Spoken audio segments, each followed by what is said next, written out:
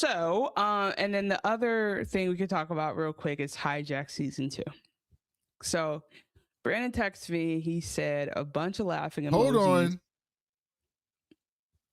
I only Chanel's did the gonna first episode. I'm not even about to get Chanel's into gonna detail. spoil the show for I'm a gonna little bit. spoil it. I'm gonna spoil. So if I'm you gonna spoil it.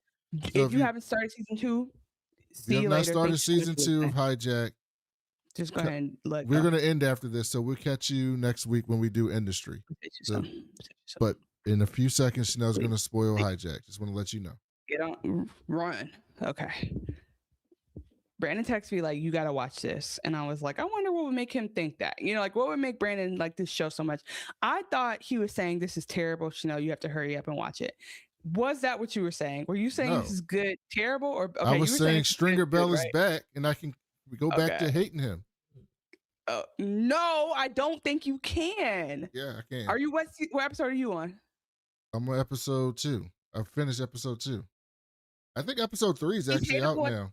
He's hateable at the end of episode 2. He's hateable in the entire episode 1. What are you talking about? Oh no, that's not my theory. That's counter to my theory. So anyway, Oh, okay. You support racism now. Hijack has a moment. Okay, as y'all know from season 1, we were like, all right, Hijack is kind of an insane show because the whole idea is this man actually knows how to negotiate stuff. They call him in for stuff when they need something to get through get past the finish line. No one wants to listen, and you're like, well, what does that really mean? And he ends up being on a plane that gets hijacked, and he gets down to the bottom of it, and then somehow, some way, on the ground, they find out who his family is. He's in danger. Blah blah blah. Those guys get away with it. The guys on top of the stuff that happens get away with it. And so like the government is aware that there's just like bigger thing going on, but whatever. So season 2 starts and he's getting on a train and he's acting kind of weird. And I should have known then that something was up. But the season 2 is all going to take place on a train. And like when we say train, we kind of mean Amtrak, but we mostly mean metro, like MTA. Like we mean like underground train. But you know, in Europe and Berlin, this shit's super clean, super nice. So he's not stuck on a train with a bunch of rats and pee in the seat. He's stuck on like one of the newer updated. He's on a Downey train, if that helps. So anywho, he's has this thing where there's this brown guy who's on a train and two I forget what this man's name is in the show. To Idris's credit, the dude won't make eye contact with anyone. He's looking sketchy. He's hat down. He's doing this on a train. Like I've rode on the train in New York before. I know not to make eye contact. You don't have to smile at everybody, but I'm also not doing this. I'm not doing what this. You right? guys so are listening to right now is Chanel defending Stringer Bell being racist on a train in Europe. That's what she's defending.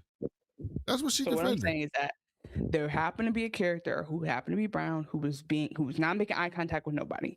And I'm just thinking, all right, Stringer Bell is like, he's strung out from the last time this happened. Like he's suspicious now because the thing, if you remember on Hijack season 1, they were enlisting random people to be a part of it. So like somebody would be sitting there shaking, but they were actually a part of it the whole time. So he knows he can't trust anyone.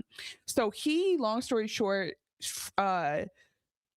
gets suspicion put onto the brown guy.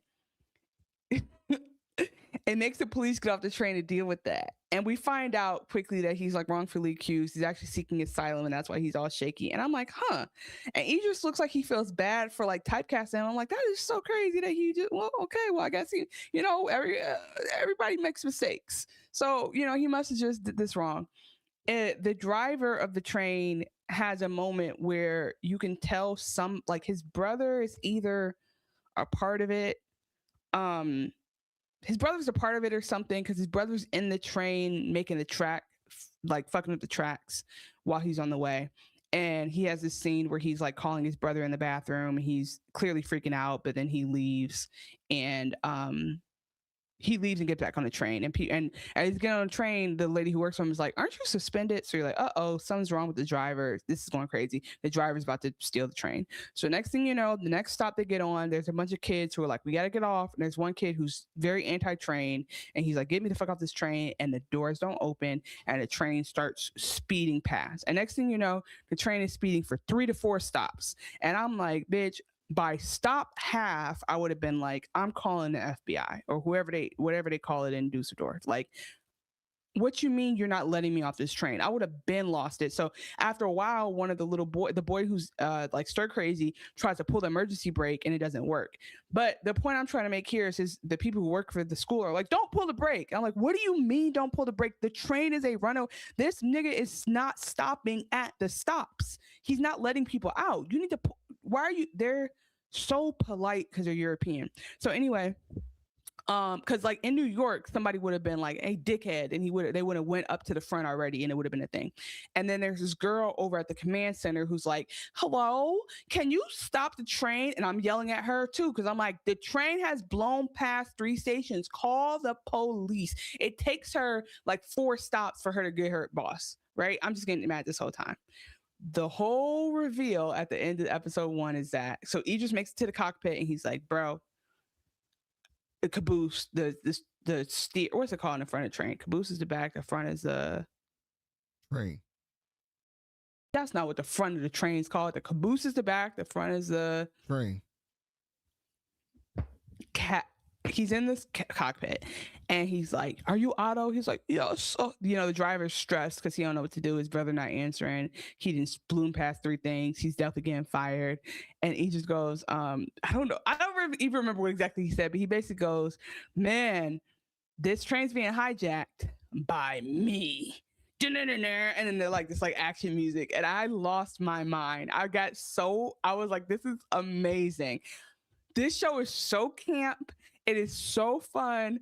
Do not watch it. It is so ridiculous. Like, but it's also going to somehow be good. Like the narrative, they'll fix the narrative. It'll be fine, but it's such a ridiculous, serious show at the same time. I love it so much. I screamed. I cheered. I was like, let punk rock, let's go. When he did that, I was like, we're here. We're here for season 2. They got me. So what we just learned is Chanel thinks racism's fine, and he did the racism on purpose, y'all, to get the police off the train. He sacrificed a brother for the movement. He has something in mind. So now that we know, if you have a bigger plan, it's okay to use racism to get there. So she's okay with that. And then we found out that in Chanel in German means Karen. Means Karen. She would call the cops and she'd complain. She'd go bang on the door. So Chanel in German means Karen. Was that your German accent? Yeah, Karen. That could have been better. Karen. That's what it means. I like what you did there. I do appreciate Chanel in German means Karen.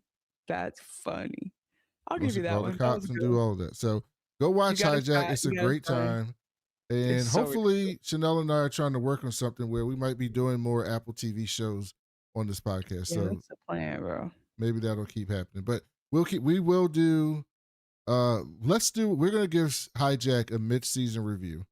So once it gets to episode 4 or 5, we'll do a mid-season review and then we'll do a finale for Hijack.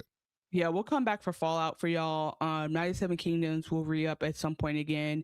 We're trying to do weekly, but TBD right now. And also, you guys, reminder, for all these shows, we're recapping Industry, 97 Kingdoms. We're recapping Fallout, In and Out. We are recapping Hijack now.